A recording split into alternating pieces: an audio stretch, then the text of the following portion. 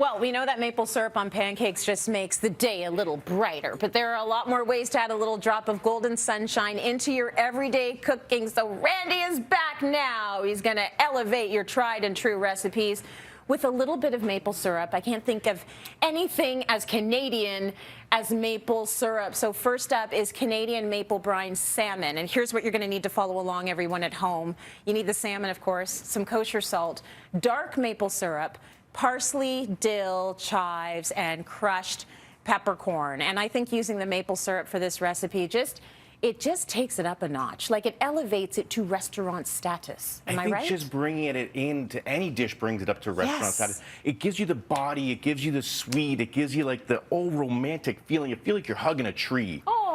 Kind of saving the planet at the same time. Yeah. You might know that I'm very lovable to the maple from Canada because my dad, he makes maple syrup, and I've got to go tip the buckets and do my thing and get out there. I love Daddy Feltis. Daddy Feltis, he's a machine. He's out there on the farm and he's doing his stuff. But yes, I'm happy you were raised with the maple syrup. Right? He's pushing 80 and he's in better shape than I am, and I think it's because of the maple syrup. I think that's what it is. But a lot of people don't understand or know the colors and the different flavors of Canadian maple. Right, because I don't. So take us through it. This will be very educational for all this things. Okay, we have the golden, which is very delicate in flavor, and you can kind of see through it a little bit. Yeah. And then we have the amber, which is a little bit more rich in flavor, right? And then we have the dark and very dark. And as we get there, it gets very robust and like heavy and kind of like, and that's what I like. A lot of flavor. Well, I think chefs kind of like that because when they put it on the plate, it kind of pops a bit more, and there's a bit more of that minerally kind of maple kind of flavor.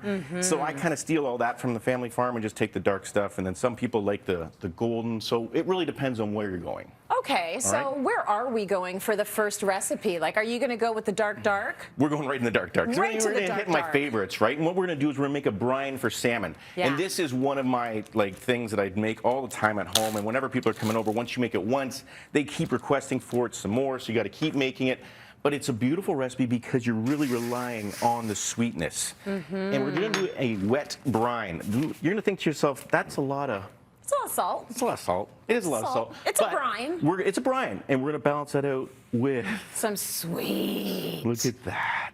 Very nice. Right? And so that's going to absorb in. You kind of mix that about, and then just a cup of water. So we've got a quarter of a cup kosher salt, quarter of a cup of dark Canadian maple, and then we just kind of mix this up. And it's really simple, right? Now what this is going to do, look at that. Doesn't that look great? It looks good. So now the darkness of this brine, you put your salmon in there. It is a heavy salt, about 18%, because it's only a brine for 1 hour. Okay. So we got to turn the salmon every 10, 15 minutes like this, but you can see the salmon now is kind of getting that color, and the salt's going to make the maple penetrate into the salmon. Right. And it's going to take that kind of salmon-y, fishy flavor away. Yes. You know when you go to a restaurant, people are like, the chef is so good, he takes the fishy taste out of my fish. You know that? Yeah. That's what they do, okay? It's a little trick, but you know what? You start with fresh salmon, you really wouldn't do that. But now we're hiding and we're building flavors with the salt and the maple. And then what I've made here is a glaze, and this is a classic glaze I've made in the salmon for years. We are 2 tablespoons of parsley, dill, chives, so all the green stuff, and then 2 tablespoons of black pepper, right? And no salt because... You got salt in the brine. We're good for salt. Okay. Now, we're going to chuck this into the oven. Right, 350 degrees. This can go in for 20 minutes, but keep your eye on it. Okay. Okay. Yeah, it's looking very good already. So that goes in. Now the trick with the brine as well, if we overcook it, that's going to kind of save us because it'll add a lot of moisture to the salmon. Oh, good. And that's a good time. You know, you're looking at someone, the fire alarm goes off every time I cook. So when you say stuff like that, I'm very happy. I can overcook it. Okay, good. You can totally overcook it if you want, and it'll still be moist. Okay. But you know what? I put maple from Canada in everything. I've gotten rid of all my other sweeteners in the house, and this is the only thing I use because I feel better about using it. Right. Especially with the kids. So my son is addicted to lemonade right now. Oh, that's a good addiction. So I make him make his own, and in a small batch, because I can't be bothered. And if I make a large batch, Tracy will be into the thing. He'll drink all 5 liters in the afternoon. Yeah, it's over. So just under half a lemon, right? A little bit of mint. You slap that mint up a little bit. Does that get the flavor out? It gets the flavor out. Okay. And then we're going to add some of that golden syrup because this is nice and light. So equal portions. You're just going to balance that acidity with the sweetness, right? And then... lemonade with maple syrup. I love this idea. Isn't this the greatest idea ever? Yeah. So you're giving it that sweetness. It's looking like a mojito, but now, I know this is from cash. here, you could go water, you could go soda, you could go ginger, you could go whatever you want. Yeah. But you just kind of top that up, okay, with some water. It doesn't really take much. Like, all you need is the fresh lemon, you need a bit of the syrup, you need a bit of the mint, clap it out so the flavors come out, and you're done with some water. And it's this beautiful. is a nice lesson for the kids because Yes. it teaches them about balance. Whenever we're using a sweetness, we want to balance it with acidity. But it also teaches them, if you want the lemonade, make it yourself. That's my favorite lesson.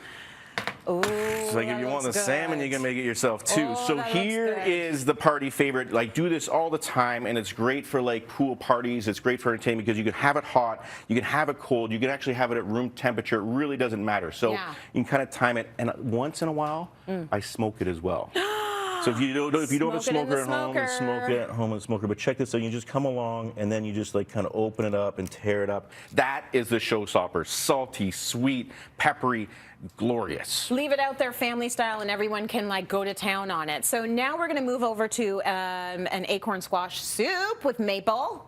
Will you do the honors? I sure will. Where am I putting it? Well, let me just start with some butter first, okay? We're going to dress up these acorn squashes, and they're perfect because when you cut them in quarters, they're just like little dishes, you know? They're just sitting and hanging out there, and they're going to catch that syrup. So, like, give me a nice pour, Trace. Like, yeah, like that. That's what I'm talking about. But do you need more or do you need less? You can't do less. You can't do less. I think that's heavy. That's good. Okay. And then we're going to balance that out with some kosher salt again. Beautiful. A little bit of black pepper. Nice. We're going to roast that until tender. Right? About an hour? About an hour. Yeah. 400 degrees. Okay. Right? But poke it and then no. And then a little bit of stock, give it a blend, and we have this gorgeous little soup. Now we can garnish with a little bit of heavy cream. Nice. Just drips like this, right? Touch of chives. Hi, how you doing? And then the maple from Canada also has these little flakes of maple. So you're going to get this texture of this little crunch, this little... It's a maple feast. I think that is so good. It's perfectly fall. And I love the salmon because it's a good day two recipe as well, is it not? You put it on a salad next day. Always make too much. Always make too much. That's a good rule of life. Great fall recipes. Thank you, Randy. So they are all up on our website. You can go to cityline.tv for